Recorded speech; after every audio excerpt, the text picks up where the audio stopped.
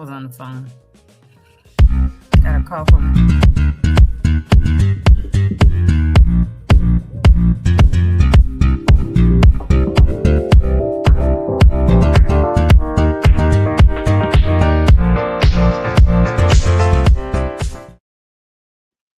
Welcome, everyone, to another exciting adventure with your three co-hosts. This is episode 312 of Toni Talks. No. This is definitely not episode 312 of Toni Talks. This is episode 312 of Altadena Talks. Hello, good morning, everybody. I'm Toni. And I'm not perfect. Of course not. None of us are. I just thought that was so cute because you haven't done that in a long time. Well, you know, I was looking at something that said Toni Talks on it as I was talking. It just... That and episode 312 at the same time, and that's what came out. It's all good. It's all good. We're here. Sun is here. And to my right is... that one guy. Right. Jamal Smith. Yep. Y'all know me. That's what I usually say. Y'all know who I am. I don't know what you know about me. Good morning. Anyway. Happy Friday, Junior. AKA Thursday. I know, that's so funny. We come up with so many different names. Huh? So we come up with so many names for stuff. AKA Blur's Day. Because this is a blur, this whole 15 months. Man. Whew. Talking about spring cleaning. So today I don't have anybody. I couldn't get my girl to come on time or whatever. So I am learning to just rest and let it go and not get stressed about if I get anybody or not. So general discussion. I know that we have some things that Rashad sent over. Good morning, Marcus Betts, the Brezen. How are you? Happy Thursday.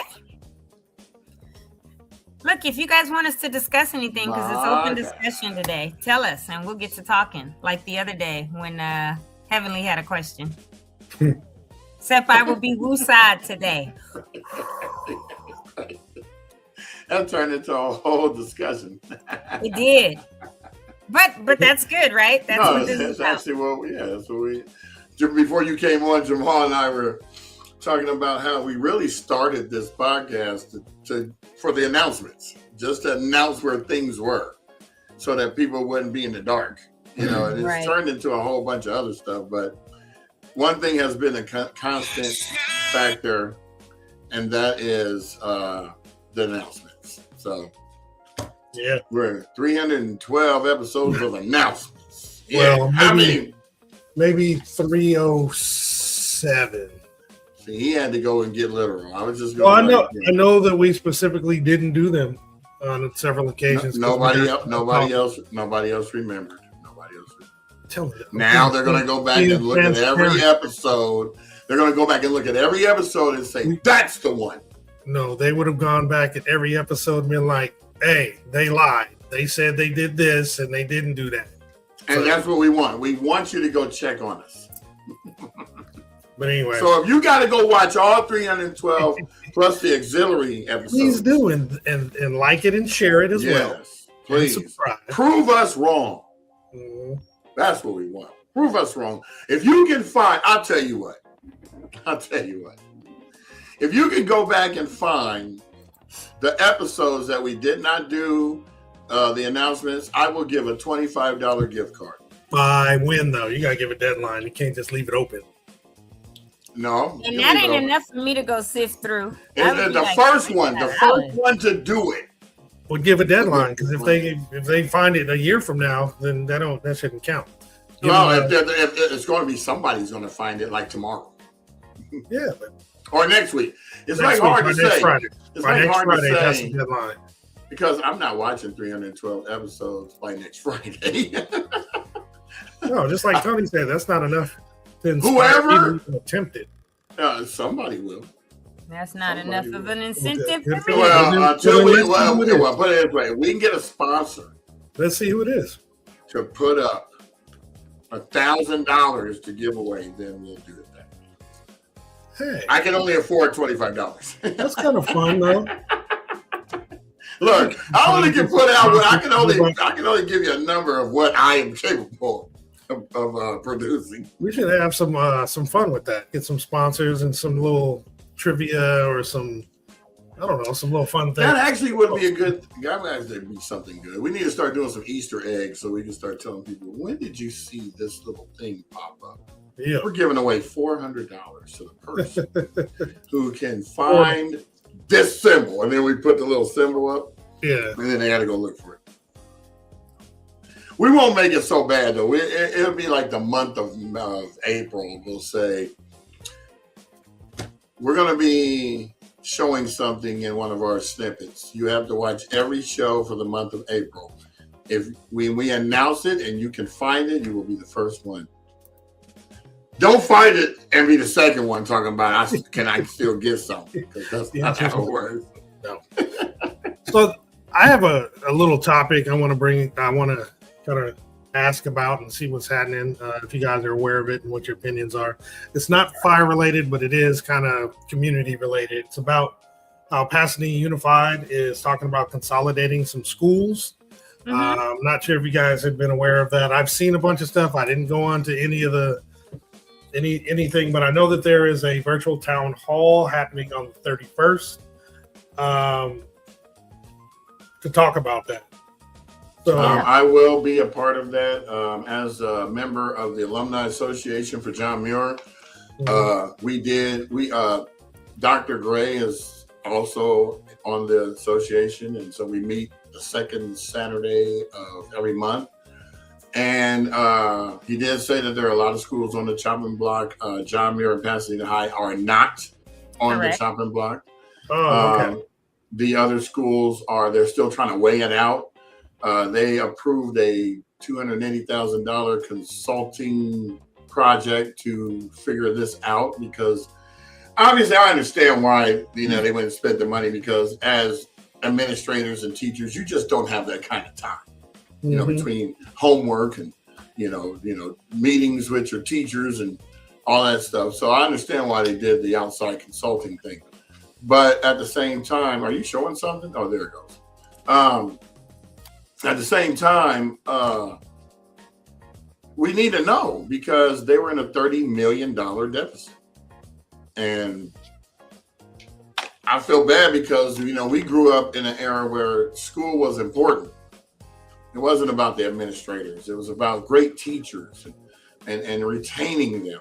And, because I got great experiences with the teachers I grew up with from 4th grade all the way up. I mean, I can almost name every teacher that inspired me, Well, I don't think it's about that per se, Brian. I don't think it's like they're not trying to educate, but the demographics are much different now.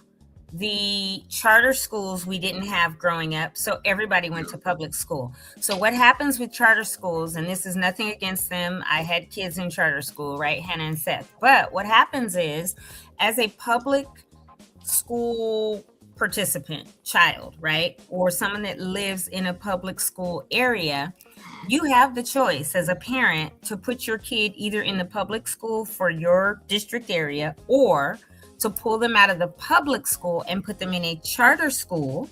If you think the charter school has, lower, and most charter schools have lower class sizes, they offer a little bit more. It's almost like going to a private school on the public dime, because all of the funds that the State Board of Education or Department of Education pays a public school for those students to go every day. That's why they're on you so tough about attendance, and you get truancy, notifications or letters or whatever if you don't go to school or if you have too many absences. When you pull your child out and put them in a charter school, then the charter school gets that same money that the state was going to send to the public school in that district, and it goes to them. So a lot of it is, we've got a bunch of charter schools now. We've got Rosebuds, right, which is a charter school, which Sean started, which is fabulous. We've got Odyssey. There's Avison. And so if you are someone that lives in Altadena or in PUSD, and you choose to pull your student out and put them in charter, The same money that would go to the public school now goes to the charter school. And then there are lots of people that have pulled their students out and put them in private school, though they pay for that. The state still has to give a certain amount of funds to that school for that particular student. So I think that it has happened where a lot of the money is going all over the place. And I'm all for consolidation if the student body count is just not there, right?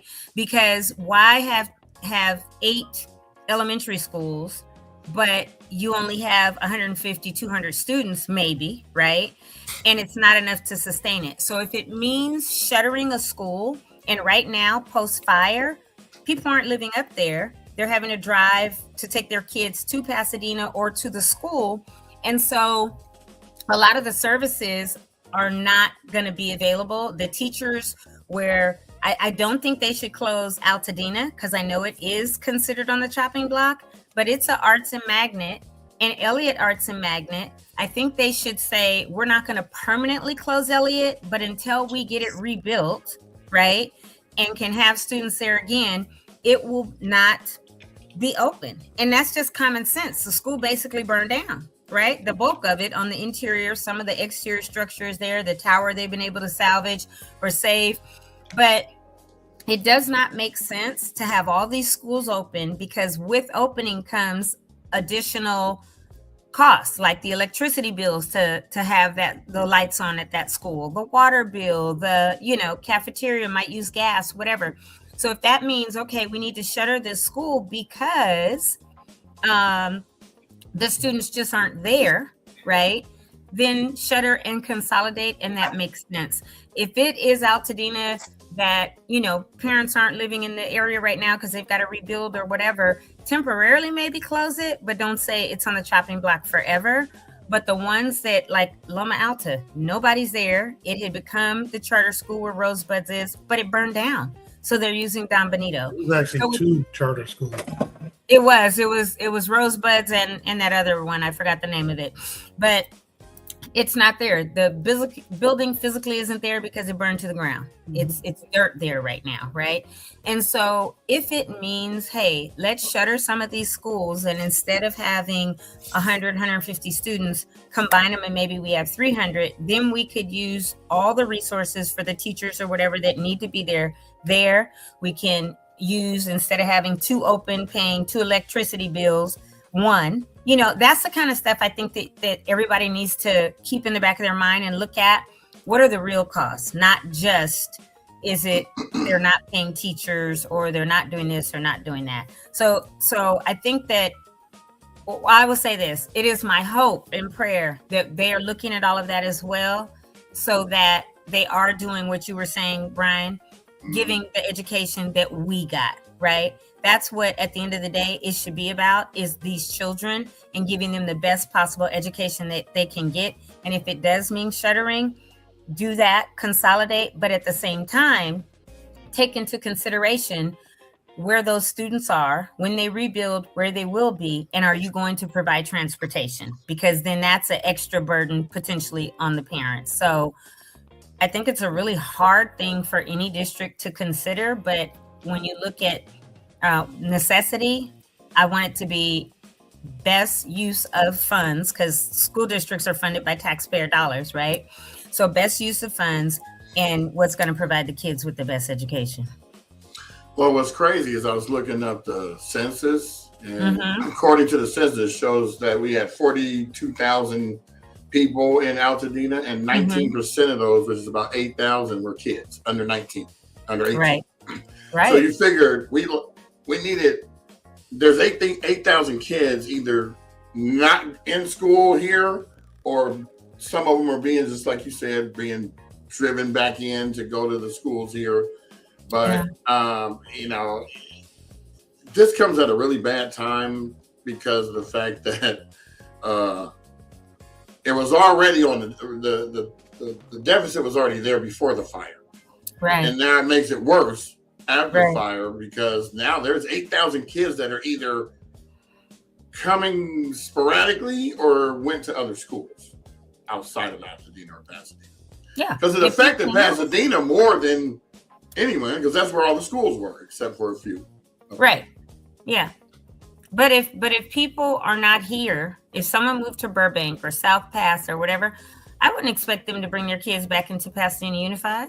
You do what's going to be best for your family while you're displaced. And if that means you live in Burbank and your kids got to get put in Burbank schools, so be it, right? Unless you work in Pasadena and wherever their school is close proximity to where you have to drive anyway. But I know people that are in LA, I mean, displaced. They're not driving back on. 30,000 people at least were displaced, and they're not going to drive to bring their kids to school here and then go somewhere else for work. That would be insanity.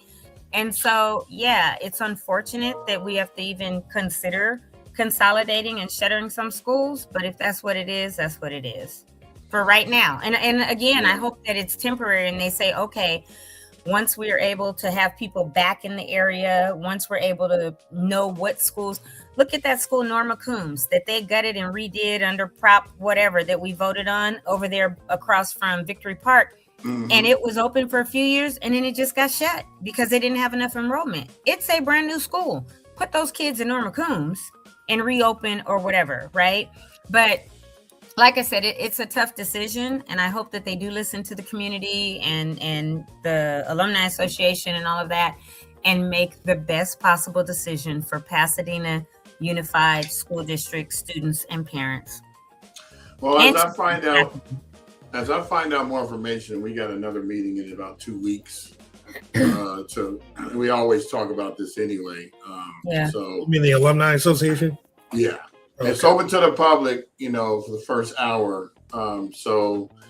Every second Saturday of the month at 10 a.m. at the library on the campus. You can park in the parking lot and just walk up. And we welcome you to be there because we'd rather you be there and voice your opinion than to not be there and speculate. Right. That makes sense. Well, to this topic, there is the virtual town hall. It's not going to be part of the regular announcements. I'm just putting it up right now. Virtual town hall and the school consolidation happened on the 31st from 9 a.m. to 11 a.m. You would join by going to pusd.us/town hall. Yeah, next Tuesday. Yeah. So definitely check that out. It's a good topic to kind of wrap your head around and be aware of if you weren't already, because it's going to impact you if you're staying in the area, regardless if you have kids that are school age or not. It's just going to kind of affect how the community grows and looks and what have you. What I'm curious about, though, if they do consolidate some schools, and I know to your point, Toni, I also would hope that it would be temporary. But let's say it's, for some reason it's, an undetermined amount of time that a school would be shut down. What's going to happen to it? What is it going to be utilized for? Do you think that they will, find a different use for it, maybe tear it down, do something else? Or do they have maybe in I don't know, in some sort of doctrine or what have you, that they have to wait X number of years before they could change the use of that property? Any insight into that? No, I do know there were people looking at Loma Alta like, oh, we want to build that and build, a bunch of homes or whatever. But it's not zoned for homes right there. It's zoned for a school. So it's commercial property, right? If a school sits vacant, that's going to be up to the school board, the district, the community to say what goes there. But when you're talking about the stats, like Brian said, 8,000 children, right? When they start to find out, okay, we have 3,000 back, right? Or of those 8,000, we still have 4,000 here. Then they have to decide, okay, what capacity do we have at this building? What capacity do we have at this one? Like, what is the one off of, is it Howard and Washington? That's not Jackson. Is that Franklin? Which one? There are two that didn't burn. One down there on Washington, and then the other one up on Woodbury and Casitas. Those two didn't burn. Oh, Jackson, Franklin, something. But either way. No, Franklin burned. Jackson didn't. Okay, Franklin burned, Jackson didn't, and the one that's down on Washington and Forest. Is that Cleveland? Or, I forget. Whichever one. Either way, I think it's Cleveland. Then look at what students can go there, because I know what they did right after the fire last year was they moved some, right? Wilson and McKinley and Elliott were all open. We know in 1979, the year I was there, we had one school for all 8th grade. It was McWilliott at the Elliott campus. So now that Elliott is not effective, then they have more, I think, at Wilson. And then you look at, Blair is not really utilized. I mean, it is, but it's not one of the larger high schools. They talked about shutting that down a couple years ago because of enrollment. They've been talking about shutting that down for decades. Yeah, but they keep. My oldest daughter graduated from there, and it almost shut down before it became the International Baccalaureate. Right, and that's the only thing I think that's saving it is it's the IBA school or IBCC school, and it is this pipeline or whatever. But one good distinction about Muir was that not only is it like a magnet, but it just got an award for having PCC on the campus like last week. I read the article. So people can go there, young people, and graduate with their associates when they get their high school diploma, and then transfer directly from high school to a 4-year, already having 2 years done, do 2 more years, you got your bachelor's, right? So it received an award. And a lot of people want their kids to go there now because of that, and because it's a magnet school, because of the things that Dr. Gray has done. So I think what happens is they have to look at it and say, how many students are affected that need to be in this area? Because they always want kids to go to their home school, meaning this is your address, what school is around it that's walkable or bikeable, or your parents can drop you off, pick you up relatively quickly or easily, right? If it's kids that their home school was where Loma Alta was, where was the charter, okay, now we have to instead figure out how do we do this, right? And so they've got to look at all that. They've got to look at census data, the demographics, who's coming or whatever, and open it up. Where we used to not have open enrollment, and it was you could only go to the school, your home school in your district. Now, almost all districts have open enrollment, and Pasadena Unified definitely should, as long as we have fire impacted children, right? It doesn't matter what school you were in this district already, your school no longer exists. So here are the ones that you can choose to go to for the parent, and they should approve it. So I think what has to happen is they have to look at that, because again, Brian, what I spoke about a few minutes ago about Norma Coombs, they gutted and remodeled Norma Coombs, and it was fabulous. And they used it, I think 5 years or something, and then they stopped using it. So all that taxpayer dollars to remodel it, and then it was just sitting for many years. Norma Coombs is being used again right now, post-fire. So something like that, they have to look and see what's best. And for middle school, obviously it's Wilson and McKinley, because Elliott no longer exists right now. And then I do know schools like, what was the one? There's St. Mark's, which is private, part of the church, but burned down. And that other school, and I don't mean to say that St. Andrews, I think, was still. I don't want anybody to get upset, but that Armenian school right there on Altadena Drive and Main Lane, there's on the corner, there was an Armenian school, and they had to go somewhere else too. So St. Mark's is over closer to the lake, and then right on the corner there's another school. It looked like a house, but it was actual school and a preschool behind it, and it was Armenian school. But they had to look for something, and that was like a charter school. So the fact is, like, when and the laws for charter schools in the state are, if the district has an available building that's not being utilized, they have to make it available to a charter school. So if it's these other smaller schools or private schools, I do know that the district last year after the fires made space available to either other charters, privates, or whatever. And people were saying at one campus, St. Mark's and somebody else, there are 2 schools on one campus. And so half the campus is that school, and half the campus is St. Mark's. You remember when Ariane came on and she was talking about that, when we gave that 5,000 or whatever, she was talking about it. May, June. And how the kids are having to not only adjust from the fire and losing their house and their school, but now they're on this campus with their school, but also with another school. But they don't really commingle. They're not on the playground playing together and all that. It's almost like a divider, like you stay on this side, we stay on this side. That's how Wilson is. Huh? Wilson has Avison, Elliott, and Rose City, all on the same campus. Really? Rose City used to be behind McKinley down there. Anyway. No, Rose City used to be right there by The McDonald's over there off of Foothill. Yeah, I know. Where the freeway. But when my kids were, my older two were in, because my older son went to Rose City for a minute. It was right behind McKinley, because McKinley's on Oak Knoll, and on the back side. I went to Rose City before it was called Rose City. When it was Foothill. That's what we knew it as, Foothill. Oh, you Foothill? Hey, remember Mount Olive? Oh, God. So yeah. But in Pasadena Unified, if you went to Foothill, that's because you was bad. And or you got in trouble for somebody else. Right. You were bad and you might not graduate. So you went to Foothill. So it was horrible. It's like Scared Straight going to Foothill. Because it's like all these older gangster dudes. But that's the kind of thing, Jamal, that has to happen, right? They have to look at it. They have to see what's available. They have to look at state law, which says if there's available property, they have to make it available. I know to charter schools. And I think what has happened is because of the fires, they have opened it up to others, not just charters, but private and things like that, to say, look, we've got the space. You need the space. I know that there are agreements for funds to transfer, like we got the space, but you got to pay for it, especially I believe for the privates.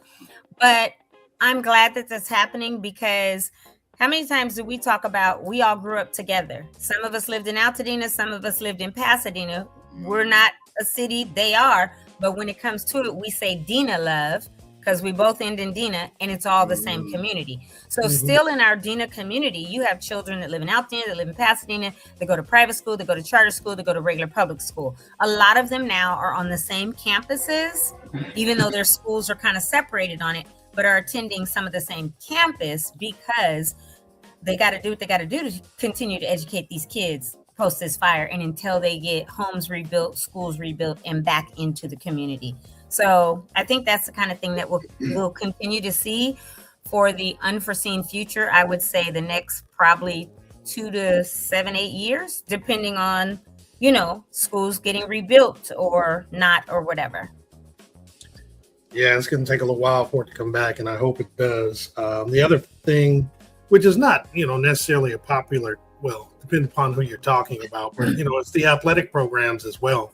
That was another reason why a lot of the kids were not in the local school programs, because the athletic programs were not as good, or they were being wooed by the private schools outside, like the Crespies and all these schools out in the valley, promising these kids college looks and all this good stuff, when in reality, I'm not saying it didn't happen all the time, but quite frequently after they were done with their high school career, they weren't promoted and helped to get into college like they were promised.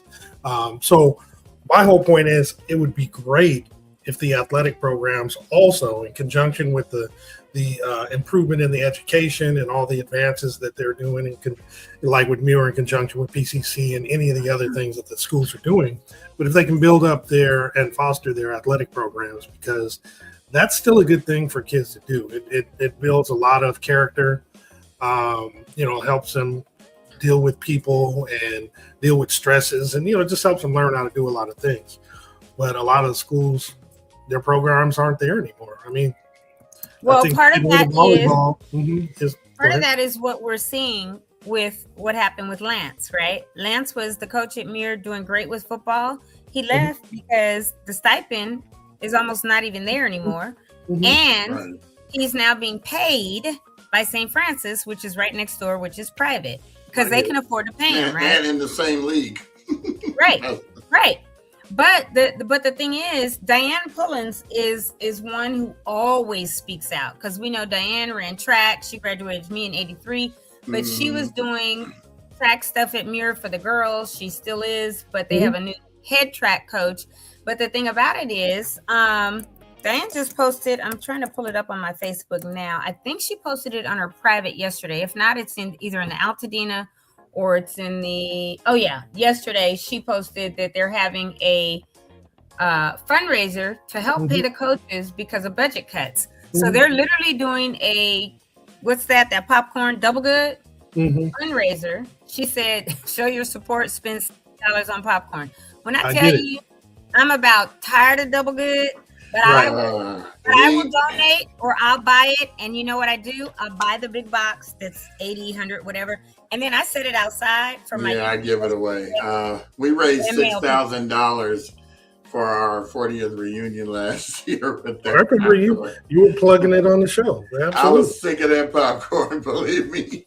I'm so over every one of my nieces and nephews are part of that, as well as my kids too. So personally, I have probably spent $1,000 on campaigns for that popcorn for different things over the last 3 years. Yeah. It's just funny. I mean, it's a great way to get, if you raise 3,000, you get 1,500, so it's great. I mean, it's the best thing. Popcorn company, I think all companies should be like this and have something that people consume on a regular basis, because it helps out big time. I mean, after a while, we as donors get tired of it, but it is a good thing to have. Oh, no doubt. But that's to that point, I think when times are lean, when you can have both an alumni association as well as a boosters program to help with this, I think it's very beneficial. My kids, go to Arcadia. They have a huge, obviously the city is not, they don't have as many, they only have one high school. So if we're just talking about high schools, and, Pasadena has the 4 main public ones in terms of talking about consolidation, Arcadia only has one. So they don't have to really worry about that. But, right. And yet because of this, they have a huge booster program that these parents get involved. It's not because of football, because they suck at football most years. They always have a good season, like 1 or 2 every 12 years, every dozen years. Yes. Mm-hmm. But it's a lot of the other programs that they have, but their booster program is amazing, and their alumni program is pretty good as well. So it might be something to consider for each of the individual schools that stick around after this consolidation, especially at the high school level, to, maybe really get their alumni together and get a booster program together that can actually help them out. Because it doesn't just help the sports itself. It helps the school overall, because it'll attract more kids to actually go there because of those programs. Right. Well, one thing about Muir right now is there are 1,133 students. So it's like so we awesome. Used to have, right? We had I think we had 1,600 when I graduated in 83, and more, different ones, but then it really dropped. We used to have like 2,000 in the whole school, right? Like a good 4 or so per grade, thousands, not more. Mm-hmm. And then it dropped. So right now, the charter schools came. Yeah, exactly. It's all the stuff we talked about earlier. This was from 23-24, but they had in 10th grade 292, 11th grade 265, 12th grade 272. So they're getting back up to 300, which is good. Yeah. And I think that they will get more because it is the magnet school. It is the pipeline to college school. Sure. It's turned around 180 degrees. Yeah, it has, because it was down to about 800 not long ago. Before Dr. Gray got there, they were talking about closing it. I think they literally are about to hammer the nails in the door, hammer them shut. Mm-hmm. They're really trying. Yeah. And then he got principal of the year. Right. Getting it turned around. Yeah, that was the 23-24 year. So that's not the accurate year, but 1,133 back then. So I'm super glad, though, that he is there, because he went there, because he's from the community. He's back home and he's doing great. His daughter goes there. That would suck, man. Oh, you know about that, Jamal. Going to a school where your mama or your daddy's teacher or principal or something, that would bite. Actually, it's even worse when your dad knows the dean and knows your teachers. It's even worse, because he won't even ask. My dad wouldn't ask me what happened at school today. He said, Mr. Cash called me today. Right. Well, can you imagine knowing Mr. Cash since you're 3? Like me and Wayno at 3 years old went to Loma Alta preschool together. I knew Mr. and Mrs. Cash my entire life since I was 3 until they both, passed or whatever. But the fact is, like, did Miss Cash pass? I thought she was still on. She passed away? No, she passed. a year or something ago, I believe. Yeah. Oh, But my mother has known and father have known them for freaking ever. And yes, you can't walk. Look, you can't be in the mall cutting up without somebody to know your mama or daddy be like, oh, and before you get home, they done called. You So want them that's Bailey the kids? of Altadena and Pasadena. the city had boy, eyes. oh boy. Dina had eyes. Look, I know you. Is your mama named Jackie? Right. No, they wouldn't say is. They were like, oh, let me go stop by and talk to Oh, you Miss Jackie Bailey's Jackie. kid, huh? Yeah, no, they knew. Oh, they knew all four of us. They knew Steph, Eric, me, and Jeff.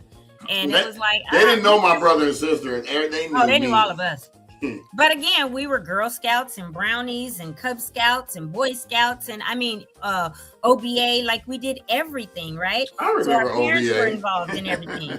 Yeah, so our parents were involved in everything, and everybody knew it. Was But you know what?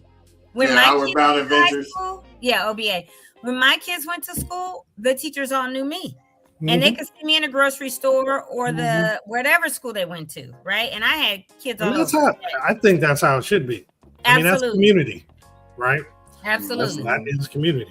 Because trust me, you can call me 24/7. My children knew, and they lived with this. Your job, like my job was to go, get up, go to a job and get a paycheck.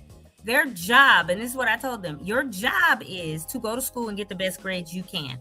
And that means not cutting up, not ditching, not talking crazy to the teachers or whatever. And I said, because if I ever get a call from your school that I have to come up there, which means I have to leave my paying job to come to yours, you better hope security gets to you before I do, because I'm effing you up. But I would say the whole word. But that's My what my mom kids lived was with. the epitome of what you just said.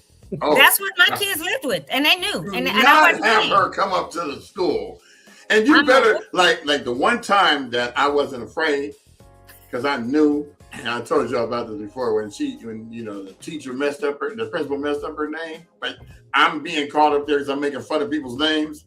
Oh my God, it's over. I was happy that day. But other than that, if she was to come up to the school, oh man, I'm crying. Please don't call her. Please. I'll stay after school for 3 months. Right. What's the point of me I doing won't what I do need it to do again. for you to sit up here and act like a fool? And so they knew that. And then like people ask me, you don't have no grandkids now, right? And I'm like, no. And they're like, why? Because my kids also grew up knowing, me telling them, don't have no kids until you're ready. Meaning you have the car you want, you have the house, the townhouse, the whatever you want, because I will not raise them. I raised the 4 of y'all. So you better not have none until you're ready. So none of my kids have kids. And my baby turned 29 yesterday. I got a 31-year-old, 38, and 38 should be 39 next month. And I said, enjoy, get a passport, travel, do all the stuff you want to do first. Because once you have children, your life gets put on hold, at least for 22 years till they go and get out of college, sometimes longer. But it gets put on hold because your main responsibility at that point is your children, providing for, making sure they're good, homework, all of that. So you can't start to do all the stuff you want to do fun again until after they're set. So I told all my kids that, and I do not have a grandchild unless it's like a surrogate or whatever, right? Like, oh, I'm a play auntie, play granny, whatever. But I don't have none. And people like, you don't miss that? No, because I'm not babysitting just because. No, that's their responsibility. And I told them don't have any until you're ready for that responsibility. And not one of my 4 have one. Well, my kids told me we're not having kids because we saw how you and mom's relationship worked. I said, don't base it on that. But, you know. Right. You'll never have anybody. And then my dad goes, you want your life now or you want life later? This is what he told me when I was 20. That's right. That's what and it I is. said, what do you mean by that? He goes, well, if you have your kids early before 25, you will have your life back by 45. Or 50. And then he goes like this, and I will be able to enjoy the grandchildren. Right. If you have it at 40, hint. I'm going to be 80 or 60. And I don't want to be dealing with that right there. I might be old. I might be decrepit. I might not be able to handle that. But I had them at 25. It was cool. I got my life back at 45. And first thing I did, Jamal, what? Went and celebrated at Pips. I'm talking about the party in Palm Springs, not the cigar lounge. Man, shoo. Yeah, I literally to not have your children, they're done. and you have your life. I think that first 3 years, I just went buck wild. I thought I was 25 again. I was going out every night. I ain't got to get up and get nobody to school. I ain't got to wear what? I ain't got to buy no clothes. You don't need shoes every 3 weeks. I got friends that are like, oh, I have my grandkids this weekend. When I'm like, hey, girl, you want to go eat? Oh, I got my grandbaby. Okay. I'll send you. I'll FaceTime you. You guys know how I travel and how I like to travel outside the country. People with grandkids can't always do that because they be like, oh, okay, see you when I get back. Because I do not have that issue. And not that grandkids are bad. They are wonderful, I'm sure. But I'm not bogged down by anything. And my children are not bogged down by anything because they have children that they have to put things on hold. And it's not a bad thing, but I just told them, hey, especially after, I was married to their dad, we got divorced, and then I became a single mother of 4. My life revolved around my children. I was team mama, this, that, everything, because that's what I should have been. But now it's nice that I can get up, do what I want to do, what I need to do, go work. Like, look, I went out of town Friday, came back Sunday. I'm heading out Saturday this week, coming back Sunday. I'm just going to Phoenix, but I can do that because I don't have little people and I don't have grandkids that potentially somebody could be like, Mom, can you do this? Can you do that? I'm going to my girlfriend's 50th birthday party, and they're like, oh, you gonna be gone again? Yep. They're like, okay, see when you have fun, So again, grandchildren, I'm sure, are a fabulous thing having little people around. We were talking, my parents and I, about dogs because I've always had dogs. They've had dog, all this, and nobody other than my nephew has a dog right now. And there are days that I'm like, oh, I wish I had a dog. And then I go, shit, that's like having a baby or a little person again, because you got to feed them, you got to walk them, you got to clean up after them, their poop and all this.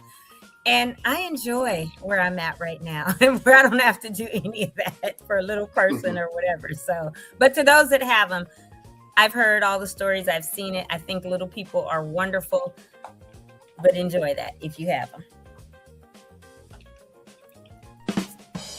And I know, Jamal, eventually you'll have some, and it'll be great to see you. Hey, if it happens, it happens. That's how I am. Yeah, that's how I was with kids in general. Yeah. So, it's funny. When I had children, none of my friends had children. And it sucked because there was no play dates. There was no meet me at the park. They would laugh at me. Then later on, all my friends started having kids after mine were already damn near grown. And I'm like, what's going on? So when I want to go somewhere, like out of the country or something, no, I can't go, man. I got this, I got that. I said, all right, then y'all going to be living vicariously through me because I'm going someplace. Word. I mean, that was kind of me. Shoot, I had my last couple at 40. You know what I mean? It's like, okay. So I'm locked in till I'm, for another 20 years. About 65, huh? Miss Bacchus. Well, you ain't locked in for 20 now. No, from when I had them. Yeah. Miss Bacchus said, downfall of no kids is no one to visit you in old age when you're in a nursing home. I can see that maybe for some. I just know in our family, we don't put people in nursing homes. We care for them until they take their last breath in our home or in their home. And we all have no, we do. I'm not laughing at that. Okay. I have a couple that have lived with me until they died. And that's our family. But yes, for those that don't have family, if they have to go that route or whatever. And then if my 4 don't choose to have kids, they have each other. There's 4 of them. So, and they know that's our family thing. We just don't believe in nursing homes. And, I've been to visit people in them and they literally, they're paid for them to be there. I'll say that. They're not nurturing and caring like family. So in my family, not just my parents and siblings, but our broader family, we become each other's POAs. We take each other in their homes or have them in their home and have caregivers and all of that.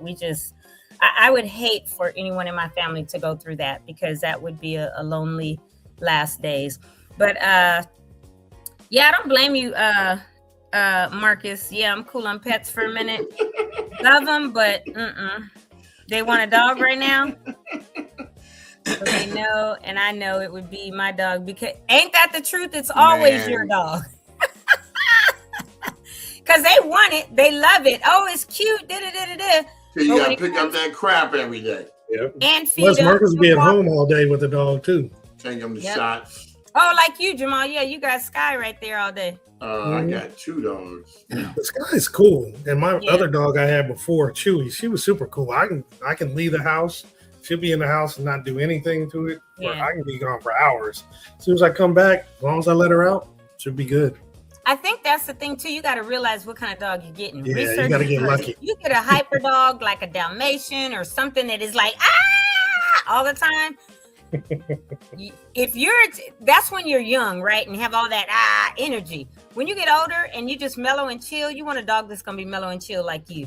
That's why, like, I loved our Saint Bernards that we had growing up because they were chill. They weren't like super hyper, and you'd have to walk them and pick up stuff. And I remember when they got sick and you'd have to try to put the pill down at the back of their mouth and your hand would be half down their throat. But it just depends on what kind of dog you get too, if you get one. That's why I told my mother, I was like, if I get another one, I got to figure out, do I want a little one, a big one, a mellow one, or what? And then when I go out of town, it becomes the family dog, right? Somebody gonna keep it, or one of my kids will stay at the house or whatever. So yeah, Marcus, that's why Pet had a type and clean. That's the only dog I want right now, and I don't think that breed exists. Unless you get a robotic dog, that's AI dog. Then you gotta worry about it turning on you in the middle of the night. Okay. Or it's going to contribute, contribute to the electric bill because you got to keep charging it up. It's going to cost you in other ways. Unless you got a self-sustaining solar-powered dog. Right. Hey, That's go sit it. outside and charge yourself. Right. Just don't live in the Midwest where you got to be snowed in. Right. But you better have a baseball bat or something that could knock it out if it does turn on you at night. It's called an EMP. Destroy everything within a 5-mile radius electronically. That's what I was like. Yeah, have something that'll blow that joker up. All you gotta do is have a couple guns. Have a purge. No, you need an EMP. Bam, just push the button and it'll wipe everything else. Yeah, but that's you, your house, everything. That's all right. I'm alive.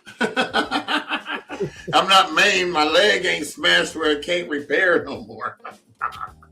But it's so funny talking about AI and that the end result of every AI I've ever seen is a total annihilation of humans. Yep.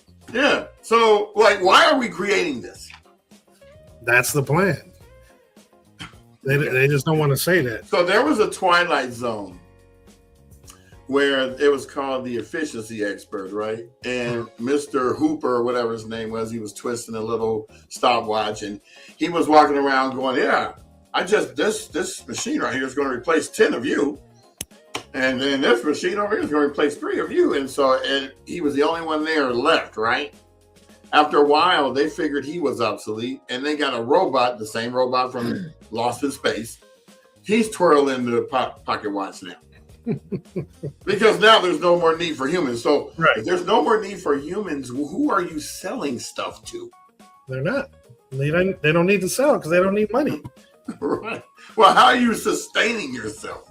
It's like, I get it. Somebody's got to make something somewhere.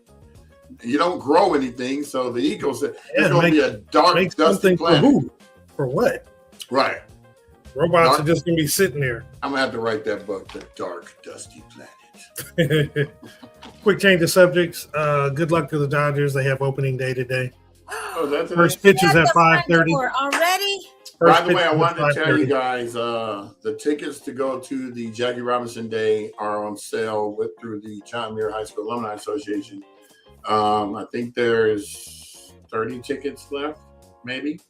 Did they get better tickets this year, or are they still in the nosebleed? No, they're always in the nosebleed because we're not gonna. I mean, it's fun to go. I've gone 3 the last. Yeah, because you with the group, that part is really cool. It was cold as heck. Yeah, it was cold last year. As soon as the sun went down, because it was decent, but as soon as that sun went down, we were like, yeah, you better dress for the winter.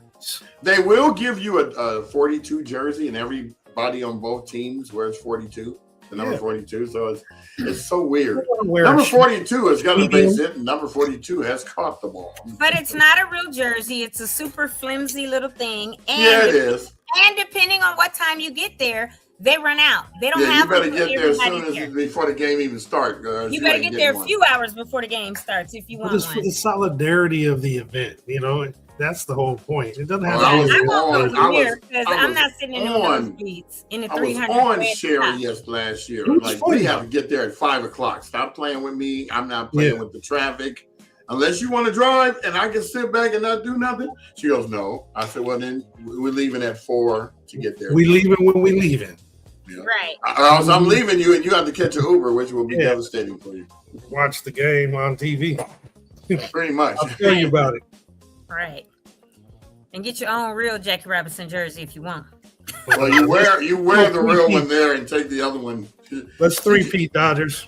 What Let's do is nice though is that they do a everything is 42. The mound, Mhm. the stuff they Mhm. have like on the field, the big 42 in a circle, all of that. It's really, really nice. Even if Like he players said, on both teams have everybody- the same yeah. number. Everyone has 40. So it's so odd when they say that. So number 42 is up, and he just hit a base hit. Number 42 is coming and throw it to first place. Number 42. It's so funny to hear the announcers saying all that. It's like it makes you laugh. Yeah. It's a good honor though for him. It is. Yeah. It is. I mean, and then know that he's from our hometown. We so special. Well, and Well, shout and- out to and- DJ Severe as well. The And his wife is official still Dodger. living. I mean, you Yeah, know? she's like 103. Miss Mhm. Robinson is still here, and then Jackie, was a mayor of Pasadena, and although she lost her place in the fire too, but her apartment.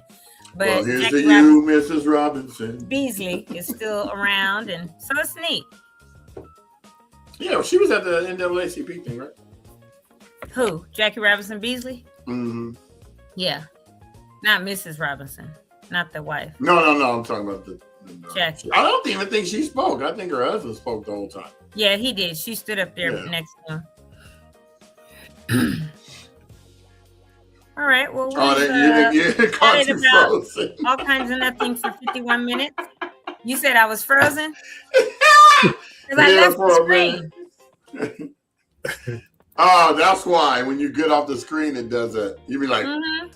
That's why I was like,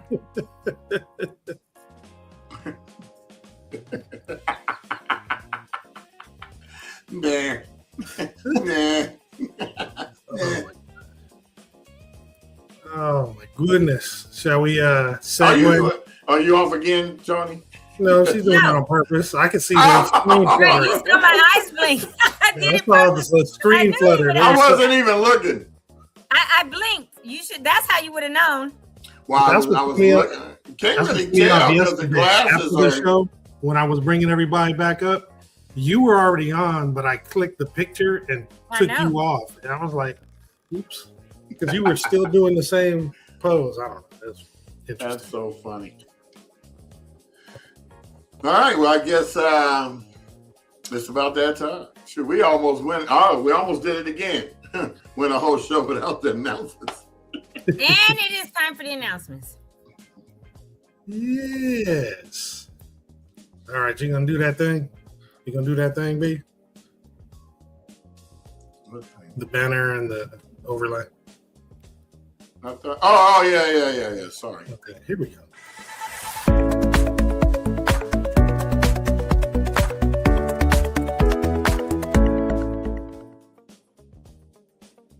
I'll do it. Don't worry. Oh, I know you will. All right, everybody. So we're going to start with the Freedom Shop put on by Project Passion. It's for Eden Fire survivors by appointment only. We know they have Monday and Tuesday, but they also have a Saturday event from 9 a.m. to 12 p.m. at 1609 Navarro Avenue in Pasadena. So to schedule your appointment, you want to go to calendly.com/Project Passion Inc. All one word, all capitalized, or you can scan the QR code. And then we have the folks at Dina Heals. They have their men's healing circle tonight from 6 to 8 p.m. at Paseo Outdoor Mall, 300 East Colorado Boulevard, Suite 151. This is with Yancy Cummins and Mike De La Rocha. To RSVP, please go to bit.ly/D's and Dina, H's and Heels, --sacred -lessons. And then tomorrow, we actually have the farmers market at 3541 Brandon Street in Pasadena. put on by Together We Thrive, and it's from 5 to 6:30 or until supplies run out. And again, as I keep hearing, this is a very popular one. So they have good items at the farmers market, and they do run out rather quickly. So if you're interested, get there early. And then Dina Heels has another event on Saturday. It's guided yoga with Yancy Cummins. It's the doors open at 9 with the class beginning at 9:15. Yoga mats are provided and walk-ins are welcome, but they do suggest that you register by going to bit.ly/D as in Dina, H as in Heels -yoga. And again, it's at the 300 East Colorado Boulevard, Suite 151. They also have a Reiki for renewal also on Saturday from 11:30 a.m. to 1:30 p.m. This is actually where it's a gentle, hands-on Japanese energy practice that promotes deep relaxation, reduced stress, and inner balance. To RSVP for this event, you would go to tinyurl.com/heat-with-reiki, or I'm sorry, heal-with-reiki. I said heat. Listen to me. Can't even read. And then Saturday, we actually have the Altadena Cars and Coffee event at the Bulgarini, which is 749 East Altadena Drive. It begins at 8 a.m. through 10 a.m. This has blown up and become the go-to place on Saturday morning. So are those UFOs? Yeah. Yep. Yeah, I don't know the significance other than if they're trying to say that something about related to the car. But yeah, check it out. Again, those who've been there say it's awesome. So there's always somebody new coming each week. Maybe it's cool. It's cool. They had a pancake breakfast last time for the 1 year. They do always have coffee. They just want a small donation, because people aren't paying for this stuff. So if you come get a cup of coffee, give a donation. Stop being greedy. That's right. Everything ain't free in Altadena. That's right. Good point. So STARS is actually having a wellness for all community event where you can enjoy many body movement sessions, including mobility, resistance band work, and explore wellness rooms, authentic tools, and emotional regulation. This is happening on Saturday from 1 to 3 p.m. at 500 East Villa Street in Pasadena. You can scan the QR code to register. Speaking of pancakes, there is a community pancake breakfast happening Saturday from 10 to 12 p.m. at Victory Bible Church, which is located at 1497 North Hill Avenue in Pasadena. And this is actually for Eden Fire survivors, where they can get information about rebuilding with a nonprofit builder.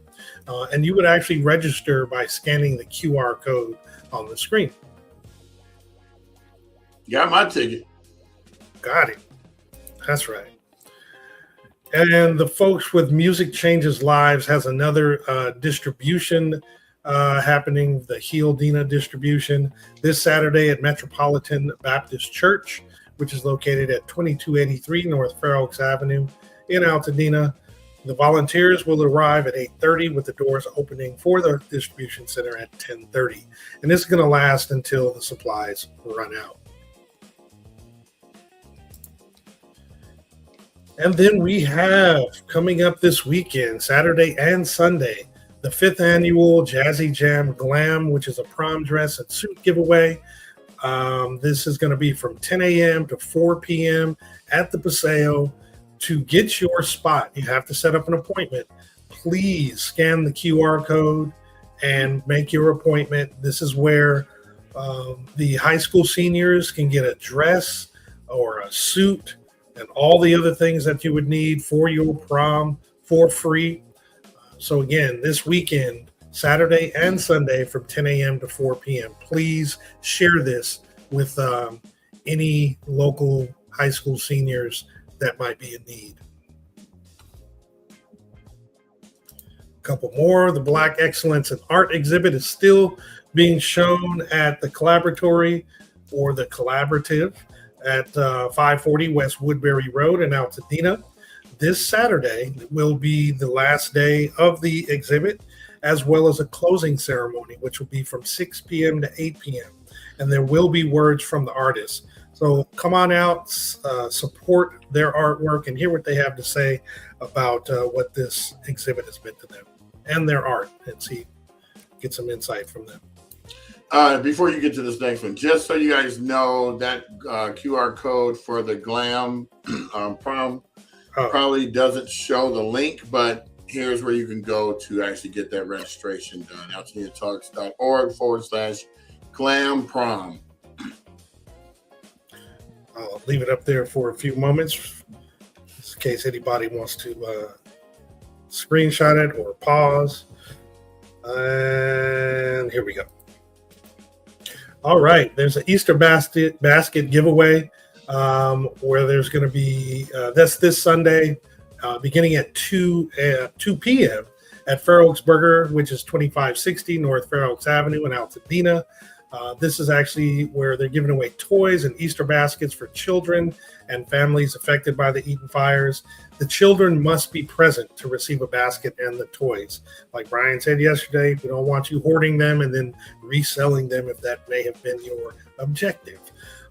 There's going to be arts and crafts and piñatas and giveaways. So definitely check this out and get a basket and have some fun out there with your kids.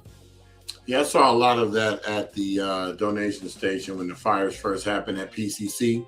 Mm-hmm. And this one guy, I mean, he literally sat up there for 3 hours and kept going back and getting one thing of water till his car was filled up with like 30, 40 cases of water. I know what he was doing with it. Dang. So that's why I say these things. No, I'm glad you did. Sell them at his store. Get out of here. Right. Exactly. Get out of here. Get out of here. Get out of here. So Soul to Soul Solutions and Jazzy Jam for Empowerment are having their latest First Friday event called Spring into Community. It's happening next Friday, the April 3rd from 7 p.m. to 11 p.m. Again, at Paseo, Colorado, which is 300 East Colorado Boulevard. This is going to be in Suite 150. There's free admission. It's first come, first serve. However, donations are definitely welcome and encouraged. To RSVP, please send an email to info@jazzyjamforempowerment.org. And if you have questions, you can reach them at 626-755-3057.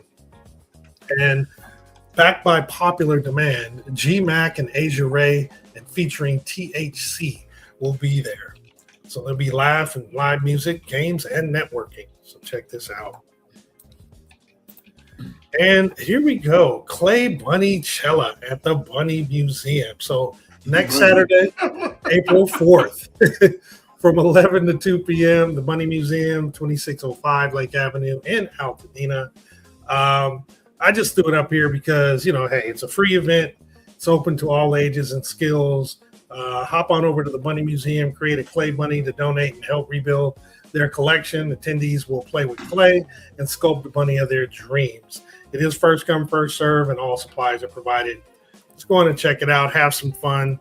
Glad the Bunny Ranch is going to be back, and they got the new bunny that was unveiled recently. So that's really, really cool. I'm going to go there and make a bunny that looks like the Nightmare Before Christmas. Okay. Sure. Scary.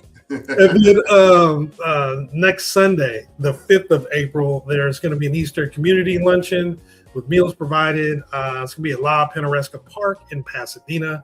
Donations are welcome, but there's going to be games, food, egg coloring, jumpers, cotton candy, popcorn, and much fun. Donations are welcome, and they have several different ways that you can pay them. There's a Zelle, there's Apple Pay, there's Cash App, and the number is 626-533-4688. And that's it for today. I kind of rearranged some of the slides, so I didn't read them today. But thank you for that. And thank you to, where's that logo? There we go. The Dina Fire Law for sponsoring us now and for the next several months. We appreciate your donation and hope that we can actually, get some folks to kind of talk to you and get some insight for the things that you can actually do for them. Thank you very, very much. So Toni went on ahead and made her backdrop.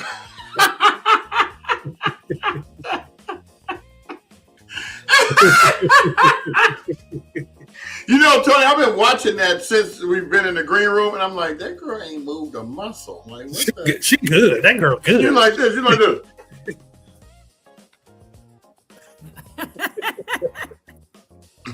I was laughing. I almost got it. Almost got it. Well, y'all have a good day. We already are. Yeah. Have a good day right now. Hey, I keep getting away. I'm submitting invoices and stuff for my beeswax. So I'm You just go. like, You know what I wish was still open? Soup Plantation. Oh, me too. yeah. God, I like that joint. I used to eat there 3 or 4 times a week, man. I like love both that. locations, the one on Lake and the one over here on Huntington. Yeah, the one on Huntington was a little more easier to access. Yeah. You could go park in the parking lot and get out and go in. The one out on Lake, man, you got to fight people to get parking. You got to remember to renew your parking if you're parking on the street. I always parked on the ground, man. I'd go low enough if I needed to, and they validated. I never parked underground. Oh yeah, they validated. There was always parking down there. Yeah. I never even knew about it. Mm-hmm. Oh yeah. And you just walk up the stairs. That's right. Yep. Is that a I missed question? out. Yeah, it's been closed, Brandon. It's been closed for years. Oh yeah. Since pandemic. Somebody said, "Is that a I thought question?" it was before that. Yeah. No, I didn't close before that. It closed officially like during the pandemic. I remember going there in 2019, especially the one over there on the Huntington. Huh. Man, I miss that Chinese chicken salad. You get to put your own crunchies in. You know what I'm saying? And the soups. My son would be like, Dad, can I go get something to drink? I'm like, man, why are you asking me? It's self-serve. Yeah, go get it. Right. And get yourself some ice cream while you're at it.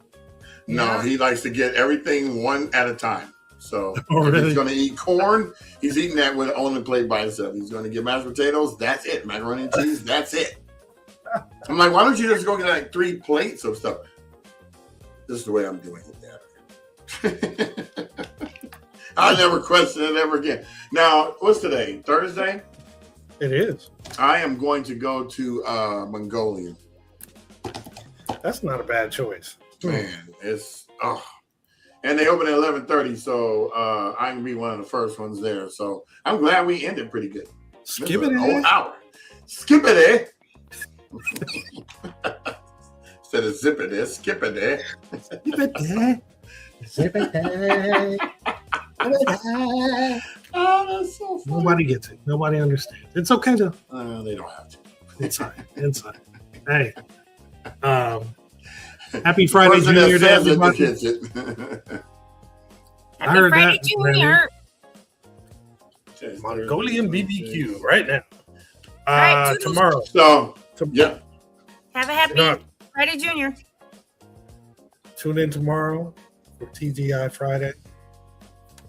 And you get that stank look from Brian, which I got. Oh my.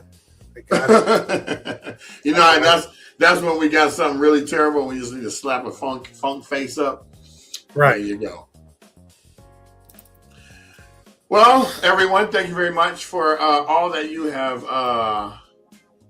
contributed to our longevity of our podcast. We appreciate you. And also, that stank face. Looking like Popeye. Yeah, looking like something.